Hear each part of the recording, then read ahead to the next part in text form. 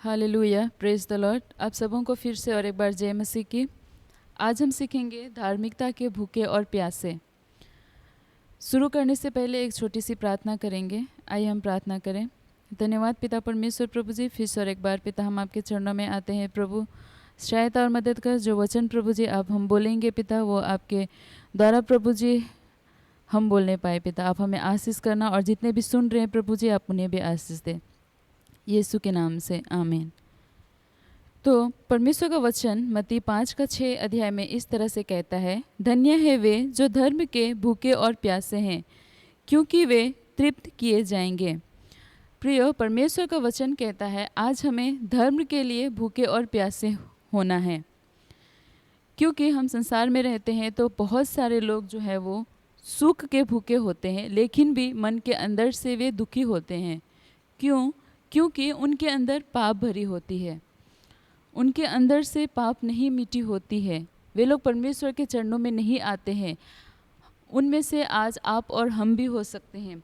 अगर आप सुख के भूखे हैं और अगर फिर भी दुखी हैं, तो इसका मतलब है कि आपके अंदर आज भी और अभी भी पाप है। तो पाप को हटाने के लिए प्रियो, आज हमें परमेश्वर के नज़दीक आना है। परमेश्वर के लिए आज हमको धर्मी बनना है। परमेश्वर के लिए आज अपने आप को पवित्र बनाना है, क्योंकि परमेश्वर का वचन कहता है पवित्र बनो क्योंकि मैं पवित्र हूँ। तो जब तक आज हम पवित्र नहीं बनेंगे, तब तक ना आज आप सुखी रह पाओगे और ना धर्म के भूखे और प्यासे होंगे। प्रियो, परमेश्वर का वचन कहता है पाप जो है वो हमें क्या करता है, परमेश्वर से अलग करता है। जबकि आज आप और हम मसीह में हैं, तो हमें क्या करना है, पाप से दूर रहना है। आज हमें परमेश्वर से अलग नहीं बल्कि पाप से अपने आप को क्या करना है, अलग करना है। अगर आप चाहते हैं कि आपके जीवन में धार्मिकता बनी रहे, तो आज हमें परमेश्वर के लिए अपने आप को धर्मी बनाना है, पवित्र बनाना है। तो उसके लिए हमें क्या करना है, धर्म के लिए आज हमें आपको और हमें क्या करना है, भूख को जगाए रखना है, भूख को और बढ़ाना है, ताकि हम परमेश्वर के और नज़दीक आ सके। हम जानते हैं प्रियो, जब तक हम परमेश्वर के नज़दीक ना आए, तब तक हम पवित्र आत्मा का जो फल है वो हम प्राप्त नहीं कर पाएंगे। और आज आपके जीवन में और हमारे जीवन में पवित्र आत्मा का फल होना बहुत ज़रूरी है।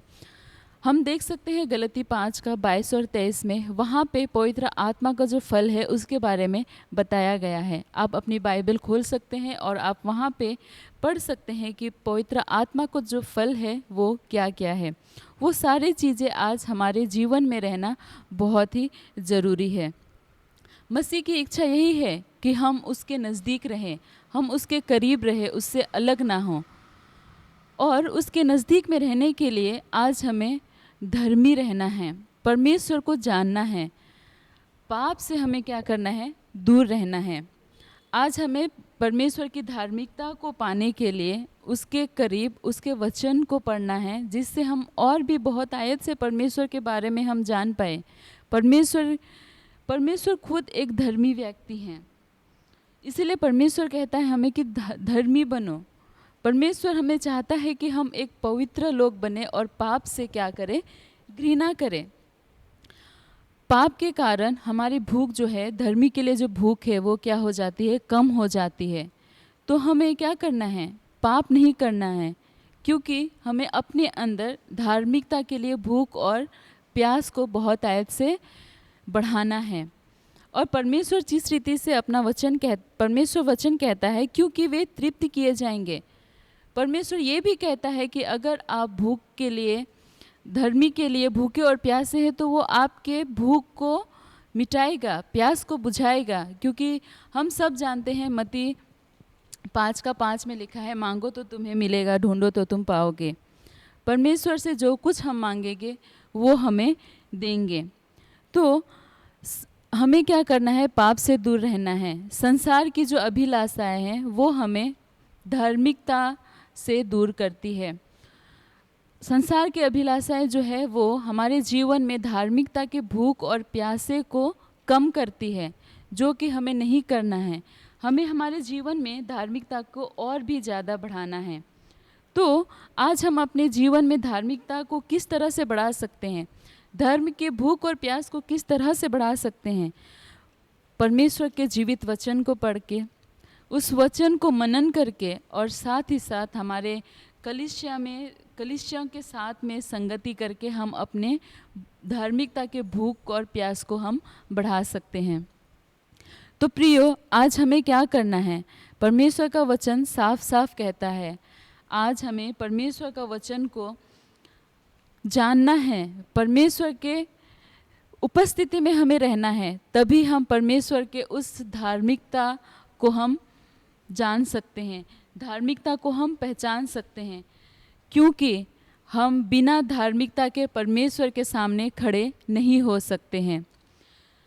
अंतिम में एक पद आप लोगों के बीच में रखना चाहूँगी। यहाँ पे रोमी 5:1 में इस तरह से लिखा है, हम मसीह पर विश्वास करने के द्वारा परमेश्वर की दृष्टि में धर्मी ठहरते हैं।